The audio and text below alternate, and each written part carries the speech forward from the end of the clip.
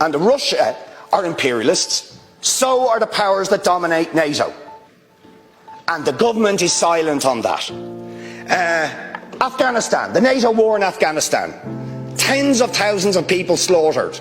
People blown up with drone missiles, at weddings, in buses, and so on by the NATO forces. The UK-led war in Iraq directly killed 500,000 people, as Gino Kenny just said.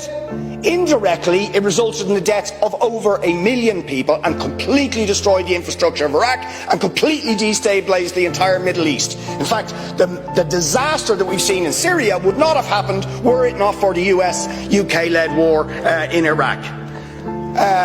Recently, Amnesty International and UN Human Rights Watch confirms something the Palestinians have been saying for decades, that we have said to the government and European Union for years, that Israel was an apartheid state involved in ethnic cleansing and committing war crimes against humanity.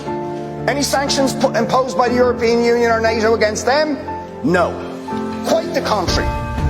The powers that dominate NATO arm Israel to the teeth, even though they are guilty of committing war crimes on an ongoing basis for 70 years against the Palestinian people. Utter hypocrisy.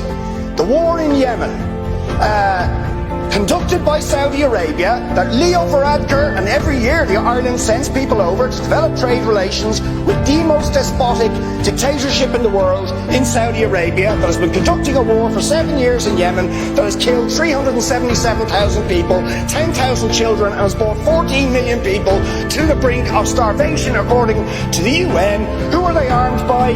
The US, the UK and France.